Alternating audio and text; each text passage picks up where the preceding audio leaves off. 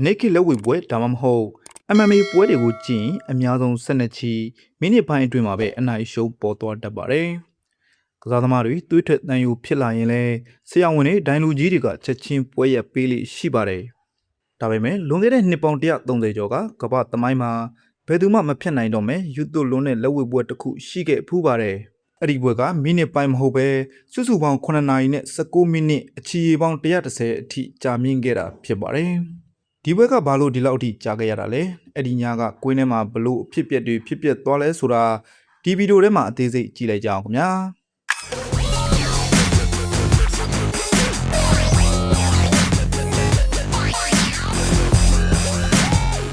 1893ခုနှစ်ဧပြီလ6ရက်အမေရိကန်နိုင်ငံလူဝီစီယာပြည်နယ်ရဲ့အိုလံပစ်ကလပ်ကွင်းမှာ Lightweight Champion ဆုအတွက်ပွဲကျင်းပခဲ့ပါတယ်အဲ့ဒီပွဲမှာရှင်ပြိုင်ကြသူတွေကတော့ခန္ဓာရင်အားအင်မတန်ကောင်းတဲ့အန်ဒီဘိုဝင်နဲ့ဇွဲကြီးလုံးနဲ့ဂျက်ဘာကီတို့ပဲဖြစ်ပါတယ်။ဒီပွဲကဘာလို့အချီ130အထိကြာမြင့်ခဲ့ရလဲဆိုတာနားလည်ဖို့အဲ့ဒီခစ်ကလက်ဝှေ့စီးမြင့်ကိုအရင်သိရပါမယ်။အဲ့ဒီခစ်ကစီးမြင့်မှာအခုခစ်လို့ဒိုင်ယမတ်ဘစ်နစ်ဆိုတာမရှိပါဘူး။ပွဲပြီးဖို့ဆိုရင်လမ်းပဲရှိပါတယ်။တယောက်ယောက်ကလုံးဝအလဲထိုးခံရမယ်။ဒါမှမဟုတ်ဘလုံးမထိုးနိုင်တော့လို့အရှုံးပေးရပါမယ်။ဒါကို fight to the finish လို့ခေါ်ပါတယ်။ဘယ်သူမှအရှုံးမပေးမချင်းပွဲကဆက်သွားနေမှာပါတနည်းပြောရရင်တော့မြမလက်ဝှေ့လိုပုံစံမျိုးပဲဖြစ်ပါတယ်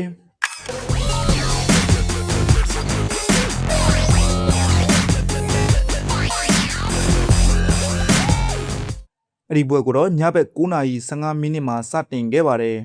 အစောပိုင်းချီတွေမှာနှစ်ယောက်စလုံးကအပြန်လန်အကျိတ်နဲ့ထိုးတက်ခဲ့ကြပြီးအနိုင်ရှုံးမပေါ်ခဲ့ပါဘူး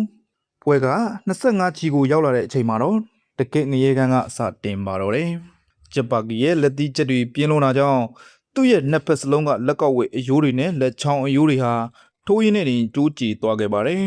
။ဒါပေမဲ့သူရှုံးမပေးခဲ့ပါဘူး။ဒီလိုနဲ့ညတကောင်ကျော်လို့မနက်ခင်း2နာရီ3နာရီကိုရောက်လာပါတော့တယ်။အချီကလည်း80-90အထိတက်လာခဲ့ပါပြီ။ဒီအချိန်မှာလက်ဝှေ့သမား2ဦးစလုံးဟာသွေးချင်းကြီးနေုံနေမကပဲအာအင်တွေလုံးဝကုန်ခန်းပြီးလူရုပ်တောင်မပေါက်တော့ပါဘူး။ထူးရတာကကစားသမားတွေတင်မကပါဘူးပွဲကြည့်ပရိသတ်တွေကလည်းမော်ပန်းလုံးလုံးကွင်းထဲမှာတင်အိပ်ပျော်ကုန်ကြသလိုပွဲကိုအနိကကြည့်နေရတဲ့ဒိုင်လူကြီးကိုယ်တိုင်ပင်ပန်းလုံးလို့ပွဲအလယ်မှာဒိုင်လူကြီးအစ်စ်လဲခဲ့ရတဲ့အထိဖြစ်ခဲ့ပါတယ်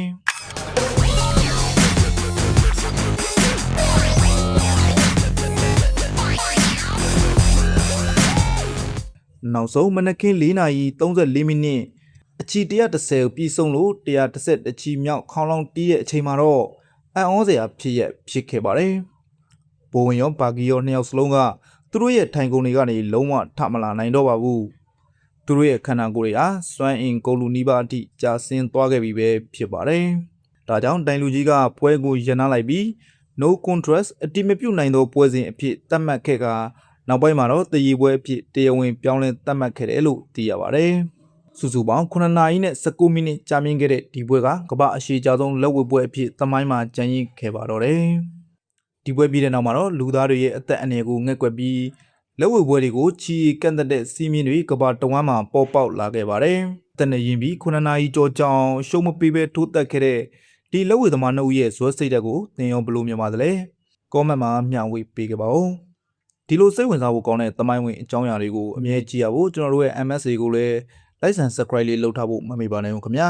အားလုံးကိုကျေးဇူးတင်ပါတယ်